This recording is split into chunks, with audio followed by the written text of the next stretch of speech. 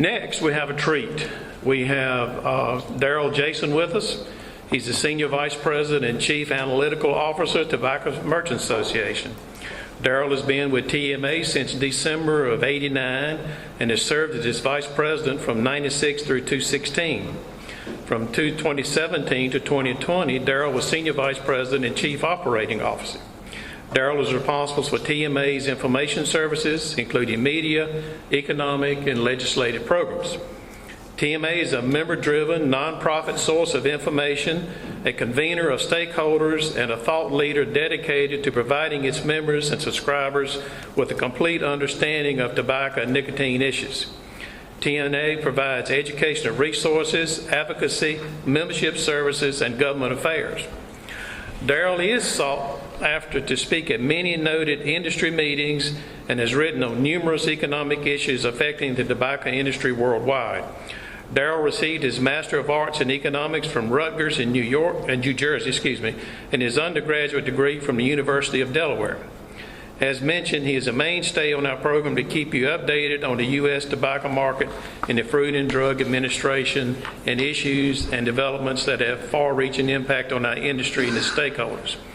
Darrell is a true longtime friend of Tobacco Associates, and we are grateful he could join us this year in person.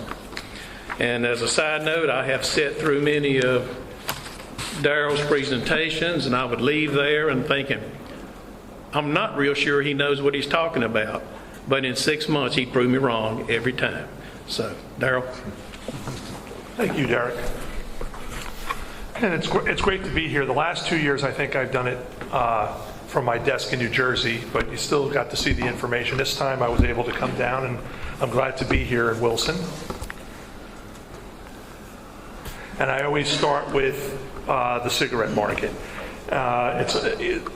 My presentation this year is going to start more of a downer, and then it's going to work its way up. So hopefully, although I just noticed there's a little bit of a downer at the end, but not a big one, as you'll see. Basically, in 1981, we had 640 billion pieces, and I'm projecting the end of this year we're going to be down to 183. So that's about a 70% plus decline, about 3% over that 40-year period. And particularly over the last 12 years, it's down 4%. So the numbers are continuing. Those little measurements are key elements in the market. Taxes going up. Marlboro Friday was when Philip Morris decided to reduce prices, which gave consumers a break, and as you can see, it flattened out.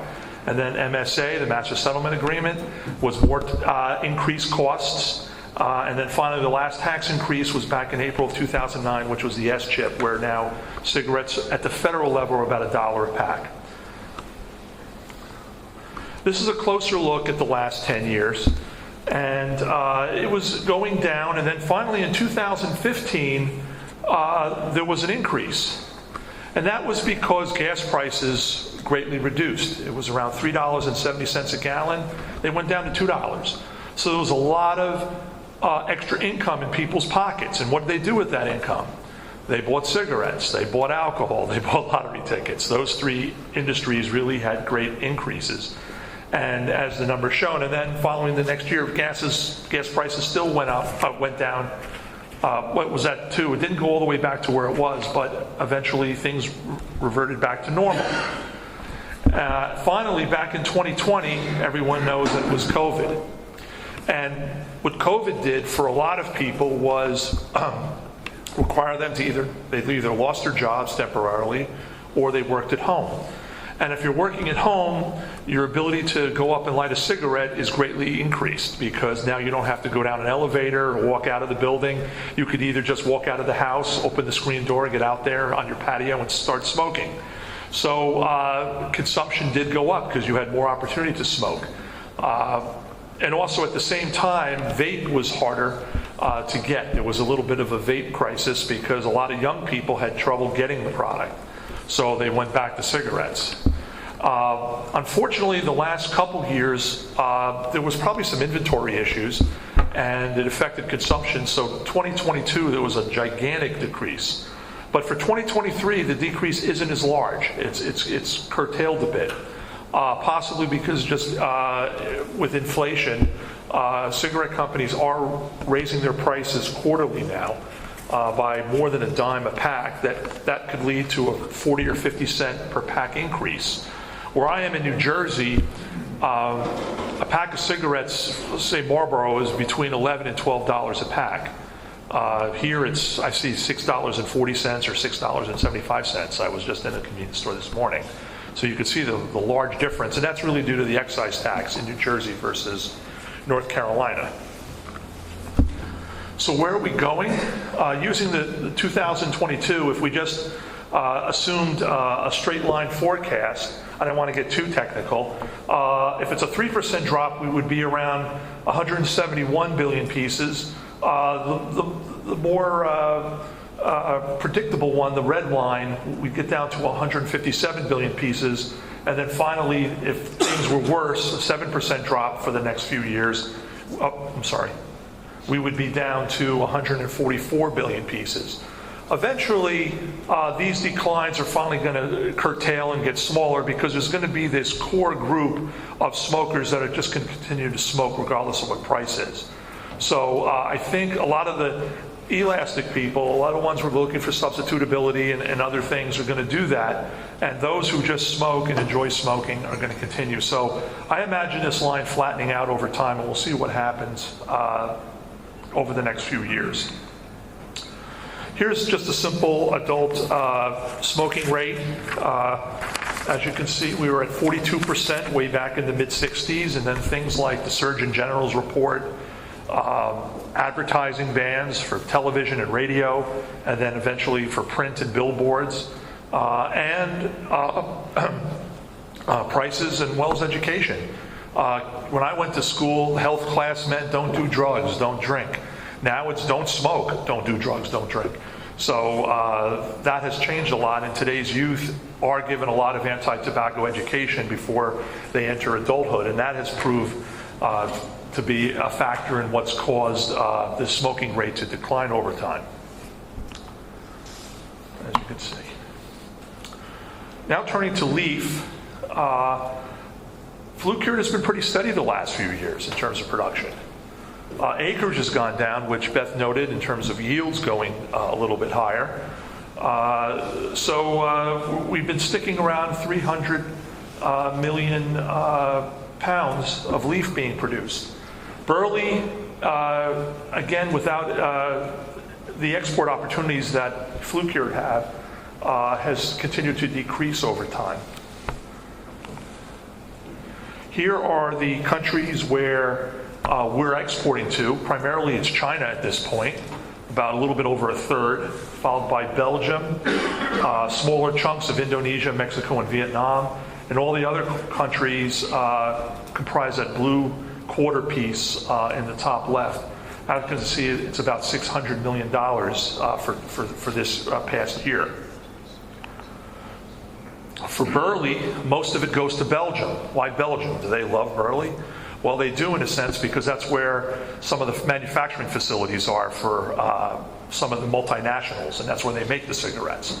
Also, they ship it to other places within Europe. This is just the first destination, so sometimes leaf gets to Europe via Belgium and then goes to other places. That's why this is like that. South Korea, where they are making cigarettes, they do smoke American blend there, and a few other places. Finally, the other category is a lot smaller here. And as you can see, the actual value is only about $47 million. Where are we importing flue-cured tobacco? As you can see, Brazil is number one, followed by Canada, believe it or not, Zimbabwe, India, and Philippines. And what's interesting about Canada is because we have something called a tariff rate quota, tobacco, and also because of NAFTA or whatever it's called now, the tariff rate for this leaf is 0. So it's a little bit cheaper than it is from other countries. Burley, more of a mishmash, but it's Brazil and Guatemala, Malawi, Argentina, those are the top 4, and a few others, including Mexico, rounding out the group.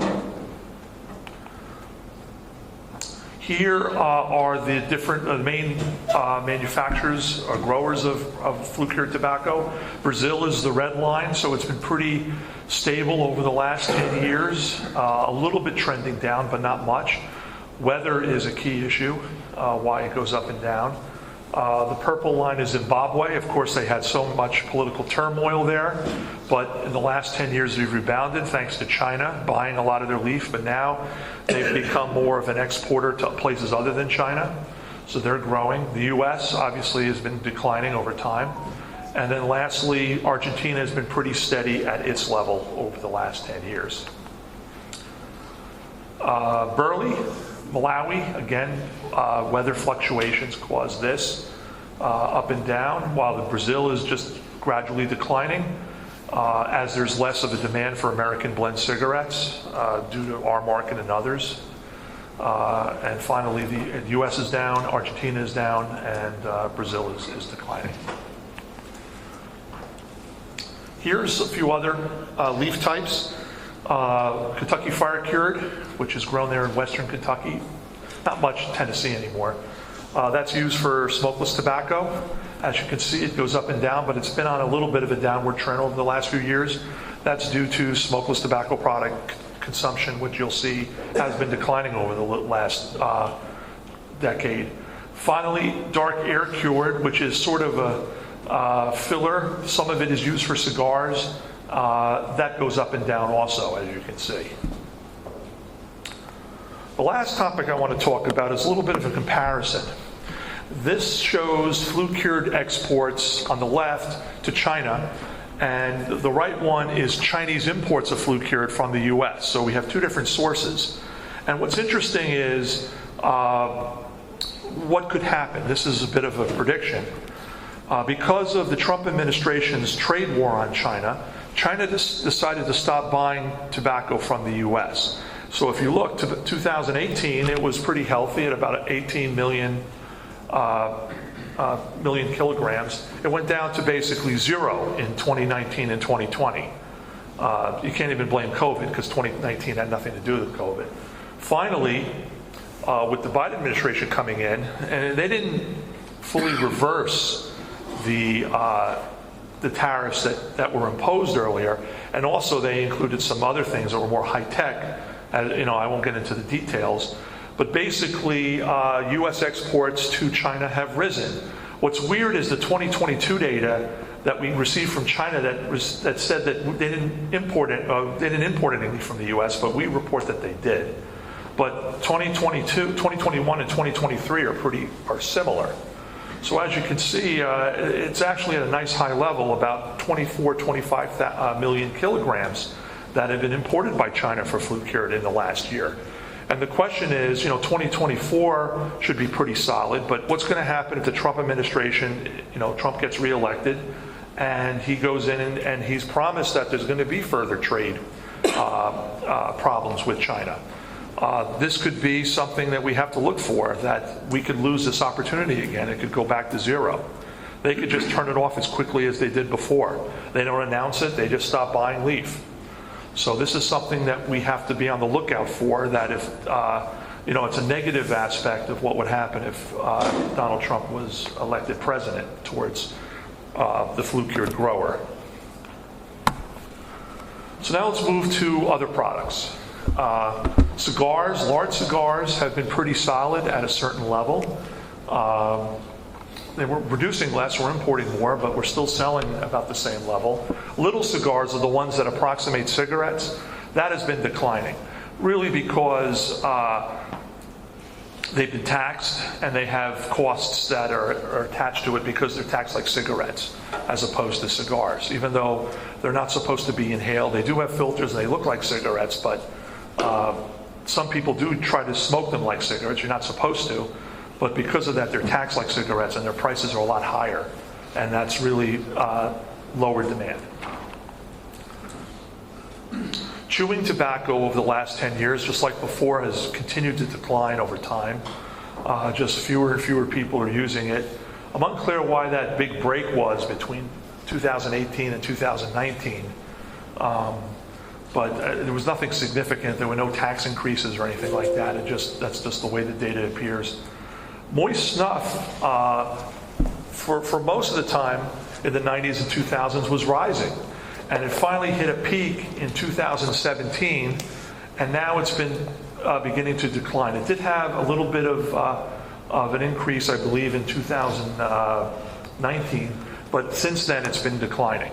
So it has hit its peak, and possibly because what I'm going to be talking about for substitutes, vape, and something that I'm going to describe called modern oral, if you haven't heard of that.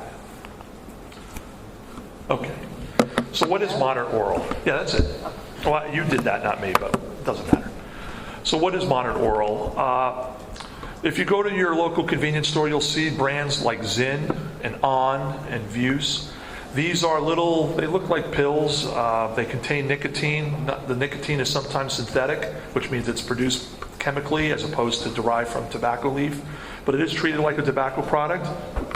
And it just another way that people can get their nicotine without having to smoke. It's been real popular over the last few years. It's really been growing. We expect more of it in 24. It's priced pretty well, and it does come in some flavors like mint and tobacco flavor. It's dissolvable. It's spitless, and it carries in a little tray. And it's been a popular way for people to reduce their smoking or eliminate their smoking and moving to this product. It is growing, it's a phenomenon, and like I said, it doesn't always contain any tobacco products in it, even though it's sort of sold like a tobacco product. So it is out there, and it has taken away from some other smokeless products like I just mentioned. So what about vape? Vape looks like it's rising according to this. This is a dollar chart. This is really the only way we can gauge this, because so many products are different in terms of volume, different weights. A disposable e-cigarette versus e-liquid jar versus a heated brand. There's a whole different way. So we have to compare by money. And unfortunately, due to inflation and price increases, that could be the spur of why it's going up. This market has been really flat. What's happened? Well, regulation. You're not allowed to really sell flavored vape products anymore. One of the reasons a lot of smokers moved to vape was because of the flavors. There were so many different ones, not just the ones that seemed like they were appealing to youth, but ones that, just basic strong flavors, and people enjoy that, and changing flavors every day. Well, with those flavors gone or greatly reduced, it's drawn people back to tobacco products because they just don't like the lack of choices. So the market is actually kind of flat, and it's not as profitable as cigarettes are. So it's really allowed some companies to maybe reduce what they want to produce and what they want to level in the market. So we may have hit a peak here in terms of vape. It'll generate more revenue, but it won't generate more volume. I think people are starting to flatten out or even go down, and we'll see what happens over the next 5 years. Here are the key players in the vapor market, the e-cigarette market. It used to be Juul, but now Juul's number 2, led by Vuse, which is BAT's brand. Some of the old ones, Blue and Logic and Enjoy, are really small. They're still out there. There's a whole bunch of others still, but the market has changed. Puff Bar isn't in this one. It's not, because that one has taken a big hit because of this. It was made out of synthetic nicotine, and what the government did was pass a law that said synthetic nicotine is under the auspices of the FDA now. So even though you don't have any tobacco in your product, it's deemed like a tobacco product, and therefore you have to follow all the rules and laws of that, which helped the legitimate players. It was a way for companies to sneak in and get away with not having to pay regulatory costs that a lot of the companies were doing their due diligence. So this eliminated a loophole, thank goodness. So now let's really get into the FDA. And from what I said last year, I wouldn't say I lied, but I promised something, and it didn't happen. I promised that in August of 2023, or around there, that the US FDA would release its final rule on menthol cigarettes, to ban menthol cigarettes. That's 30% of the market. So imagine 30% of the amount of leaf needed to grow tobacco, whether it was imported or domestic, would be eliminated in one fell swoop. Yeah, a few people might move to non-methylated cigarettes, a few people might buy illegal black market cigarettes, but some people would quit or smoke a lot less. This didn't happen. The final rule wasn't issued. The Biden administration was pretty scared that there was going to be that it was going to be a battle they weren't going to win because of litigation. So they did submit the final rule to the Office of OMG, and it's been sitting there. And now they've promised that it's going to be released this month. There's a secondary one that would ban flavors in cigars. That they don't know if they're going to release this year. They don't think they want to fight this battle. So this may not happen. So even though I promised it and it looked like it was going to happen, it's probably not going to happen. I could be surprised and it could happen, but why didn't they release it when they were supposed to 6 months ago? Because they don't think it's going to win. That there's going to be too much opposition to it by the industry. And the science behind it is weak, and it's something I said before. It's more of a human side of it. They're supposed to have science behind it. A mentholated cigarette is no more harmful than a non-mentholated cigarette. However, they're claiming that because it's easier to become a smoker, to become a habitual smoker or an addicted smoker, because menthol is easier to smoke than a non-mentholated cigarette, then over time, with more smokers, because of mentholated cigarettes, they would pick up the more purported diseases and deaths. So it's sort of a long-term issue than a simple, A versus B, which one is more harmful, obviously. So is that science? It is and it isn't. It's more, it's getting a little bit further away. So directly, it's not more harmful. So if that's the case, then that's the argument that they're going to use, and therefore mentholated cigarettes are probably going to stay in the U.S. market. What's a little bit more fearful is the top one I have on the proposed rules. And this is the last piece of bad news in a sense. The tobacco product standard for nicotine levels. They're going to try to, the FDA is going to try to lower nicotine levels in cigarettes. And these levels are going to be lowered, which will force possibly flue-cured growers to grow genetically modified tobacco. And that's the only way you're going to get the nicotine levels needed to put the leaf, that kind of leaf in a cigarette. And if that's the case, there's a lot of rules going on where you're not allowed to grow GMO tobacco next to non-GMO tobacco because of cross-contamination. So there's a lot of issues here that could happen that could affect you directly. As you can see, it's supposed to come out next month. It's unclear if that's going to happen. This is what they've just posted on their site. But that is something that we have to really look for.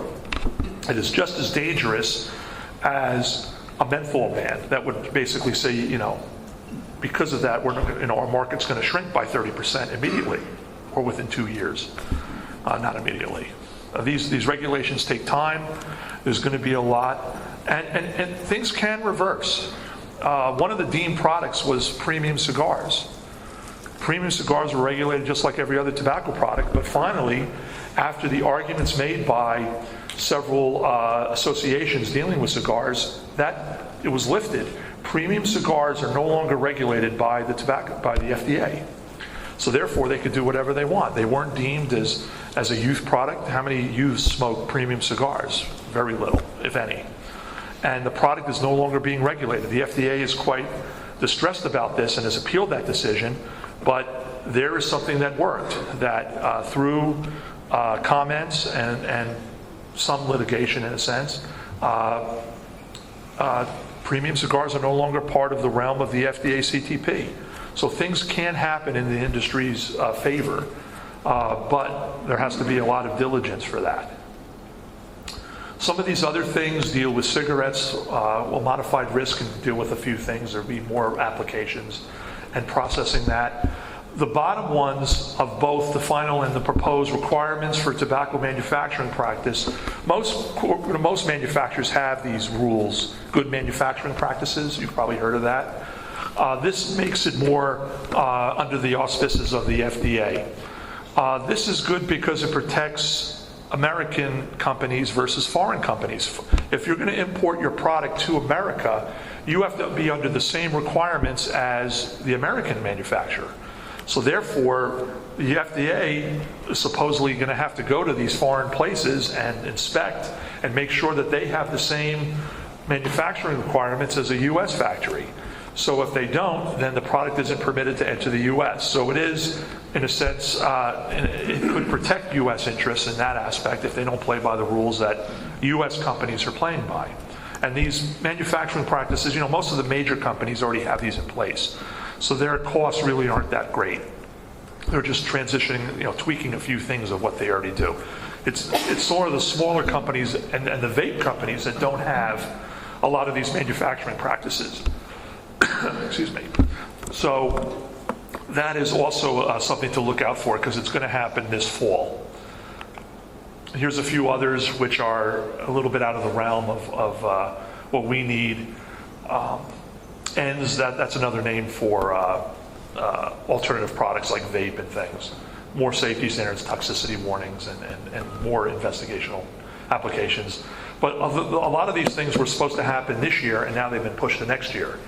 Because of the things that are on their plate, they've kind of pushed things back and back. So there are delays with a lot of this stuff. It's not happening as immediately as they want it to happen. So if I'm here next year, they might even say the same things, might even say 2026 on them. So what has the FDA actually approved? What's out there? What can be sold? These are the modified tobacco products. Now, modified tobacco is really the gold standard of what the FDA wants. If you get the certification that you're a modified risk tobacco product, that means you can actually advertise that your product is safer than a conventional cigarette. And that's a pretty big boast. So these are the 5 products, only one of which is actually a cigarette. It's the one from the 22nd Century Group, the very low nicotine product that was released in 2021. The others are IQOS, that's the heat not burn, which you haven't seen. So that's been approved, but it's still not on sale in the US market. And then just simple Copenhagen. So the point of this is you can advertise this stuff. You can say in your ad that this is safer than a cigarette. Go ahead. What's really, they found out that now that they have these rights, it really hasn't had the kick that they thought it would have. That even though you're allowed to do this, it really doesn't mean much.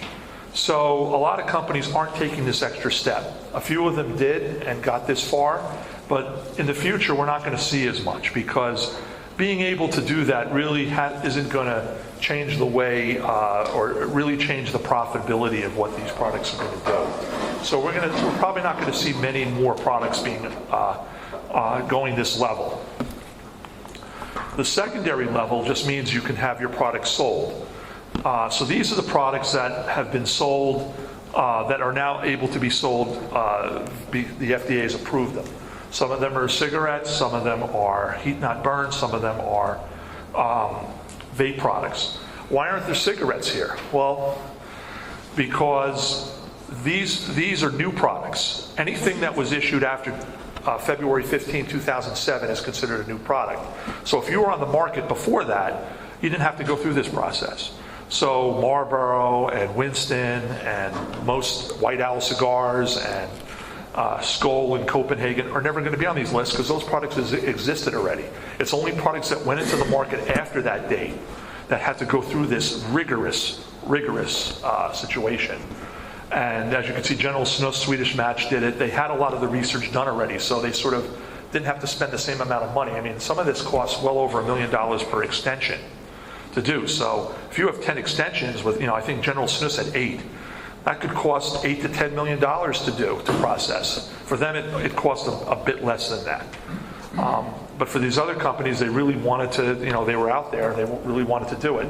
And some of them are not even on the sale in the market. They did the paperwork, and then either they realized the demand wasn't going to work, or the product just wasn't, it's changed a bit. And when you change it, you have to redo it. It's only the product that you're submitting. If the product is modified in any way, you have to resubmit it. So this is where we are. And see, nothing has been approved in well over a year. And as I mentioned, these heat sticks, we haven't seen them yet. Those are, they look like cigarettes. They have real tobacco in them. You put them in this device and you inhale. It doesn't have the tar or purported carcinogens, and it still gives you the nicotine that you need. It's really popular in Europe. It's really popular in Japan. They've had trademark issue and patent issues in the United States, and they haven't been able to sell it. The maker of it is Philip Morris International, not Philip Morris USA, which is Altria. So Philip Morris International can't use Marlboro because they're two different companies. So now they have to create a new brand name for it. And right now they haven't really decided on that. So the product isn't even out here yet. And by the time the product hits, most Americans aren't going to care, because this is a mature vape market. A lot of people have tried a lot of these products. They've tried a lot of them. This isn't going to add to it. So all this development is going to be a failure probably in the U.S. But they're going to keep trying, and we'll see what happens. And it'll be under a new name. And these devices are a little, I think they're going to be sold around $25. The device itself, you reuse it, and then you put the heat sticks in. The heat sticks are about the same as a pack of cigarettes in terms of their price, and they're taxed like cigarettes. They do have tobacco in them, but much less than the tobacco leaf that's in a cigarette that, whatever gram, 0.7, 0.8 grams that you have in a conventional cigarette. This is more like 0.35. Lastly, this is a list of all the vapor products that have been rejected, denial orders, and basically because flavors. What the FDA tried to do is regulate by decision, meaning they banned flavored vape products by just denying your application, which is kind of weird, because if they told you that you weren't going to make it based on your product, why even do all this? And when this first happened in the late summer of 2021, Turning Point Brands, which, as you could see, is in that group had their MDO rescinded, said, what are you guys doing? We're going to sue you for the way you've acted. And there was people within the FDA that were very discouraged. It was political as opposed to scientific, that they decided, your product is rejected because it's a flavored brand. Well, if you told that before I did all this work, I wouldn't have applied. So the 13 manufacturers were allowed to sell their products. 8 of them didn't, and 2 were able to sell some of their products. But there's hundreds that were rejected because they never went ahead and did the paperwork, because a lot of them were fly-by-night companies. And they were just in the market just to make their money quickly. And now that things have gotten too tight with this regulation, they're just going to back out. And that's what's happened. But there are companies that are in there for the long term that believe in their products, and they're continuing to be sold. And that's where we stand right now. So that will conclude my talk, and thank you very much.